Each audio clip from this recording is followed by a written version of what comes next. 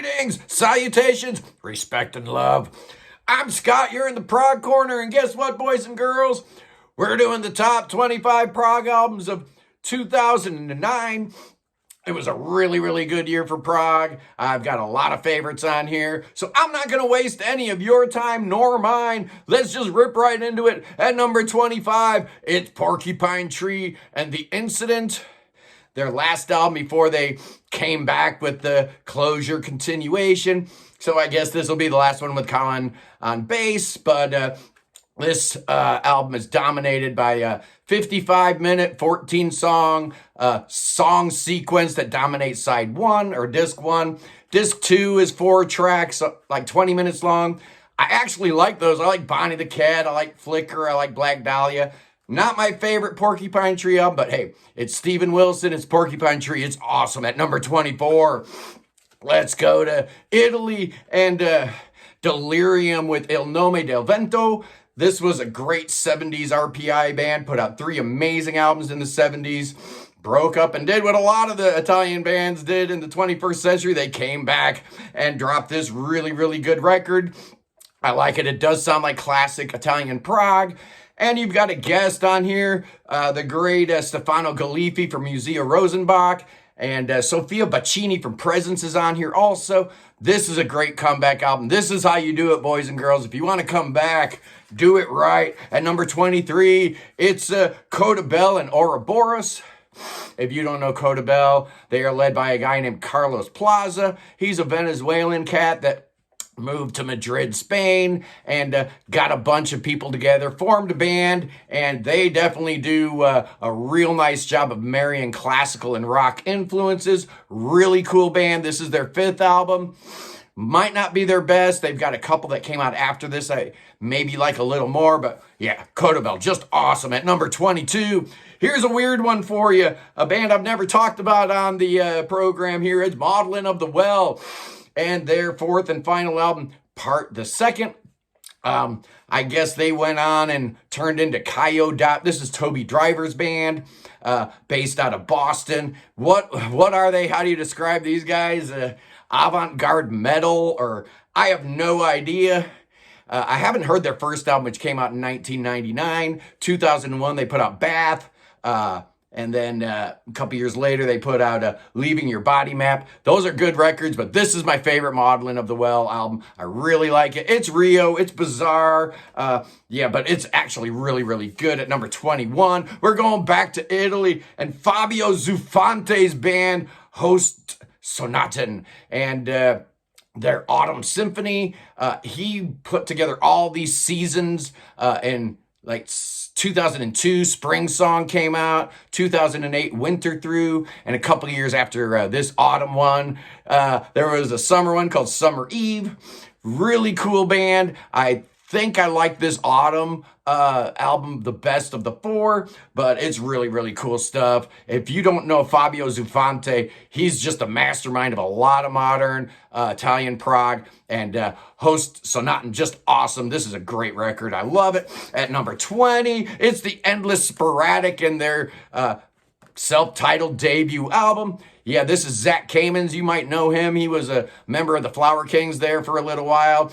Just left the band, not on the new Flower Kings album. It's Zach Kamens and Andy Gentile, and they are joined by Roy Nastalt and Jonas Rheingold. So you kind of knew even back in 2009 that there was a connection between Zach Kamens and the Flower Kings. It would come to fruition later when he joined the band. Apparently a song on this album made it onto Guitar Hero 3. So a lot of people were, tuned into an Endless Sporadic because of that. Back in 2016, Zach dropped a 2nd album called The Magic Machine, but this one's better. This one's good, really good, actually. At number 19, another weird one, man. This was a band that was presented to me not long after I started the Prog Corner. It's Present. And their album, Barbaro Ma Non Troppo. I knew nothing about this band at all a couple short years ago. They are made up of people like Roger Trigo from Universe Zero. He died in 2021. His brother Reginald Pierre Chevalier from Universe Zero's in here. You got Dave Kerman from the 5UUs. This thing's produced by Udi Kumran, who's worked with Soft Machine and Gong and Ariel Pink, of all people, Orphan Land. But this thing is just awesome. I love this. It's 3 songs. Vertiges is 16 minutes long. A Last Drop is 11 minutes. And then the final song, Jack the Ripper, is another 16-minute song. Just awesome, bizarre, weird, but really musical, really fun at number 18. Another band I've never talked about on this channel, it's Myriador and their 8th album, Avanti. This is the Canadian band from Quebec City. They do chamber music, they do rock and opposition, jazz and prog, kind of like in equal measures here. Good reference points, probably the aforementioned Universe Zero or maybe Art Zoid. But this band is made up of Nicholas Messina, Remy Leclerc, Bernard Falaise, and Pascal Globensky, at least at this point. In 2009, that was the band. I think they've had a couple lineup changes since then. These cats played Nearfest in 2002 and in 2003, so they got their name out there. But this is the best thing I've heard by them at number 17. Let's go with Dream Theater and their final album with Mike Portnoy. Well, at least for now, the final album with Mike Portnoy, Black Clouds and Silver Lining. This was Dream Theater's best charting album. It hit number 6 on the Billboard charts. It was overall their 10th album. And I like this thing, man. I like it better than Train of Thought. Certainly like it better than the 4 that came out after this one. Although, Mike Mangini gets a bum rap. But we're talking about Portnoy and the boys. A Night to Remember opens this thing up. A great track. The Shattered Fortress, parts 10, 11, and 12 on here, ending Portnoy's 12-step sequence of songs. Best of Times is a song Portnoy wrote for his dad. And it ends with The Count of Tuscany, probably my favorite Dream Theater song. Really good record at number 16. It's the Decemberists and Hazards of Love. What's an indie band doing on this list? Well, they're pretty progressive, man. On this album, they take all their progressive leanings and really just go with it. Their first album came out in 2002. It's called Castaways and Cutouts. Definitely had a seafaring kind of prog feel to it. Second album was called Her Majesty, the Decemberists. And then they started getting really interesting to me. In 2005, Picarist came out. 2006, The Crane Wife came out, which was just amazing. But The Hazards of Love, their 5th album, their best album, very proggy. It's a rock opera. And you got Jim James from My Morning Jacket and Sharon Nova from The Brightest Diamond. Really cool stuff. I love this band. And the drummer's John Moan, who played drums with Robert Pollard and the Boston Spaceships. So extra credit for that. At number 15, let's get a little heavy, man. And we're going to Atlanta, Georgia, and Mastadon with their masterpiece, Crack the Sky, their 4th album. I was tuned in for some reason, I don't know why, but I've been tuned into Mastodon since day one. I got Remission back in 2002 and I liked it. Leviathan came out a couple years later, it was even better. And then in 2006, Blood Mountain came out, and you knew big things were coming for Mastodon, and here it is, Crack the Sky. So good, man. The Czar, what a great song. The Last Baron. You got Troy Sanders, Brett Hines, Bill Kaliher, and Brand Daler. That's the band. They're awesome. It's been the same lineup for a long time. Cool stuff. Love Mastodon at number 14. It's Ghost of Burling Saga. This is a great Swedish band that brings a whole bunch of different influences to what they're doing. The main one I hear is King Crimson, but I hear a whole bunch of stuff. These guys are from Stockholm. This is their 2nd album. I've never heard their 1st album. I've heard all the ones that have come out since then. But this is the best one I've heard out of all of them. Just amazing. It's Gabriel Hermanson, Alexander Skep, David Lundberg, and Einar Balderson. What a fantastic record. What a great band. If you haven't heard Detta Har Hunt, or however you pronounce it, this album's fantastic. Highly recommended. At number, it should be higher, right? Why is it so low? That's a big mistake. Anyway, number 13. It's the Deer Hunter in Act 3, Life and Death, Casey Crescenzo. had been working on this act thing. Part 1 came out in 2006 after he had left the receiving end of Sirens. Part 2 came out the next year in 2007. They were both really good, but Part 3 is where things just started getting magical, man. This record is dynamite. It only hit 182 on the Billboard charts, but with songs like Mustard Gas, that amazing title track, The Thief, I could go on and on. There's like 16 songs on this album, and they're all good. Casey's joined by his brother Nick, Andy Wildrick, Eric Cerna, and Nate Peterson on drums. I love the Deer Hunter, man, and I know a lot of you guys do too. At number 12, we're going back to Norway, and it's Gazpacho and their 5th album, Tock. This, to me, is where they started getting real good, right in the middle of a fantastic run. You had 2007 Night came out, which was fantastic. 2009 Tock, and then 2010 saw Miss Atropos. That 3-album run for Gazpacho, just amazing. They are, of course, led by the great Jan Henrik Ohm, who does, in fact, sing a whole bunch like a certain guy in a certain band named Radiohead, but we're not going to talk about that. We're going to talk about number 11. It's, how do we pronounce his name, man? I get it wrong every single time. Fido. I think Xavier Pho is his name. He is actually a director for soap operas. The guy's been working for General Hospital for over a decade, directing that amazing soap opera on ABC. But this one here, number 7, apparently it's his 7th album. Getting really good at this time in his career, because in 2007 he put out Doomsday Afternoon. 2009 he put out this thing. And then a couple years later in 2011 he dropped Snow Torch. Just an amazing run of great music. I love him. This album is about the Dormouse and his travels. The first part is called Ensnared. The second part is Escapes. And the third part is Enlightened. I don't know. I don't care what any of that stuff is. All I know is that Xavier calls his music psychedelic, progressive, gothic rock. Why not, man? It sounds like prog to me. And here we go. Now we're in the top 10. At number 10, it's Beardfish and Destined Solitaire. This is their 5th album. 5th of 8. They broke up not too long ago.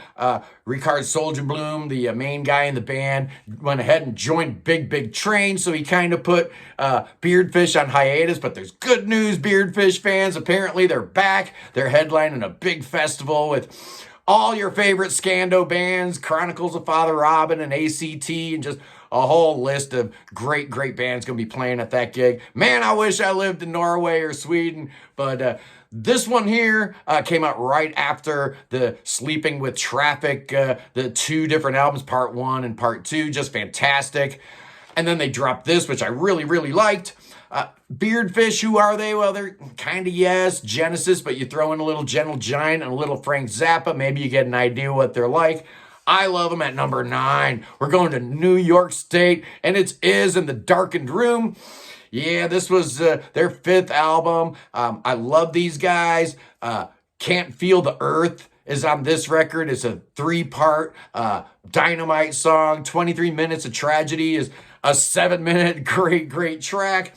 You got the Galgano brothers, John and Tom, joined by Greg DiMaselli, Paul Bremner, Brian Corleone, and of course the 2 great female vocalists, Anne-Marie Burns and Laura Mead. I love Is. They're a fantastic band. They're still going strong, still putting out great records. At number 8, it's a band from San Diego, California called Astra, and their very first album, Weirding. They did put out a 2nd album in 2012 called The Black Chord, which I like even better. And then they went quiet, and we were wondering, where's the 3rd Astra album? Well, 2 of the guys in the band, Connor Riley and Brian Ellis, went ahead and formed a new band called Birth. They put out their debut album, Born, last year. Really good stuff. I love Astra. They are prog, but they definitely bring the psychedelic stuff to the forefront. Real fun band. Just dynamite at number 7. You guys know how much I love me some Andy Tillison. Yeah, let's do the Tangent and Down and Out in Paris and London. This is a weird album. This is their 5th album, and this is the album without a guitar player, so Andy Tillison's playing all the guitars here. This is the only album with the rhythm section of Jonathan Barrett and Paul Burgess. And then Guy Manning and Theo Travis round out the lineup. But I love this album. It's a different kind of flavor for the Tangent. I dig Where Are They Now? All 19 minutes of that track, just great. Andy playing like Mark Knopfler on this track. Purdue Dans Paris, fantastic 12-minute track. One of Andy's favorite songs, apparently, that he's ever written. And the album ends with Canterbury Sequence Volume 2, Part 2, which is 12 minutes of great Canterbury-inflected stuff. Part 1 was on his debut. Just great. I love the Tangent. At number 6, it's IQ's Frequency, their 10th album. Sorry, I love this album. This is the only album with Mark Westworth. The only album with Andy Edwards, the last album with John Jowett. So this was the only album that had that fantastic rhythm section of John Jowett and Andy Edwards that made the first two Frost albums just cook, you know. But this is just dynamite. The band at this point is, of course, rounded out by Peter Nichols and Mike Holmes. Possibly my favorite lineup of IQ, and this album is just an absolute winner. Stronger than Friction, just dynamite. The Province is the longest track on here. I dig it. Great band. It really sets you up for what would come next, because their very next album would be Road to Bones, and that thing's just unimpeachable. At number 5, it's Wobbler's sophomore album, Afterglow. This thing's weird, man. It's only 35 minutes long. It's dominated by 2 long tracks, Imperial Winter White and In Taberna, which were both demoed long before even the debut album came out. So people knew these songs. So, yeah, it's only 35 minutes long, and like 80% of the material a lot of people already knew, but it was re-recorded. It sounds great. And you got a couple of the old members. This is old Wobbler here, man. This is back when you had Tony Johansson on vocals. Yeah, this guy ain't going to make you forget about Andres Pressmo. Let me tell you that much. He's yeah. Andres Pressmo is just the god of vocals. But, you know, Tony does a good job. And we don't have Marius Halleland either. You've got a different guitar player here. It's Morten Eriksson. He does a fine job. He's stuck around for one more album. But yeah, Wobbler, Afterglow. You know I love Wobbler. At number 4, let's go to Poland and Riverside and their 4th album, Anno Domini High Definition, or ADHD if you like. Their first 3 albums are part of like a sequence, like a series. This is their first like standalone album that wasn't a part of this. And I dig it, man. I like the way this album's structured. I like how it starts with the shortest song, and then each song gets progressively longer. Like Hyperactive is the first track. It's under 6 minutes long. Then each of the subsequent songs get longer and longer until you get to the 5th and final track, Hybrid Times, which is 12 minutes long. I love that structure. I love how Riverside is still heavy here, but you can hear that they're fixing to change a little bit. They're not a metal band. They're not prog metal. I don't know what Riverside is except awesome, to be honest with you. At number 3, it's Big Train and their big album from 2009, The Underfall Yard, the one that started it all. Yeah, they had 5 albums before this, but they weren't great. There were some good songs on there, but this is where the Big Train story starts. The very first album with David Longdon, the very first album with Dave Gregory, and the first one with Nick DiVirgilio as an actual member of the band. Yeah, he did play on the album before this, but he was a guest musician. This thing here, just dynamite, just amazing. Victorian Brickwork, come on, man, what a song. The title track is just incredible. And you got Master James of St. George. Every song here is great. And this was the album that just set them up for prog superstardom, if you will, at number 2. I'm going to France with my personal favorite dude, and it's Jean-Pierre Louboutin and his band Nemo, and their 6th album, Barbarous Man. I dig this one. I really love Nemo, but this album's great. They just got off doing C Part 1 and C Part 2. And then they dropped this thing with the incredible 26-minute epic title track that closes the whole thing out. It starts with some snappier, shorter tunes, up-tempo, rockin' tunes. But as the album goes on and as it ends, it's just pure prog nirvana, just heavenly stuff. I love JPL, and you guys know it. But there can only be one number 1 for the year 2009. You know what it is. It's Transatlantic, The Whirlwind. This was their third album, their comeback album after Neil had found God and quit Transatlantic and quit Spock's beard. But, God told him it was okay to, get back and do Transatlantic again. Some people complain that the final act on this 79-minute masterpiece is a little bit too preachy, a little bit too, Christian, faith forward. Poppycock, I say to all that. You haven't been paying attention to Neil Morris's music this whole time. He's always had that spiritual bend to him. There's no difference here. This is just an amazing album, start to finish, 79 minutes, 12 songs. Yeah, it's one big epic. I don't care what you say. I think it's one song. The band says it's one song, so I say it's one song. Anyway, that's my wrap up for 2009. One of the better years that I've run across here as I'm doing these wrap ups. Join us Sunday as we talk about Tony Banks and Genesis with the great Brian Coombs from Rocking Horse Music Club. He's a big fan, and I'm a big fan, so we're just going to sit down and geek out and talk about Tony Banks for 90 minutes. It's going to be awesome. Anyway, I will see you then, Sunday, 1 o'clock Eastern Time. Until then, peace in the Middle East, free Tibet, and God save the king. Save that king. Save King Tucky. Save him right now. Save him. That son of a gun could use your saving. Peace.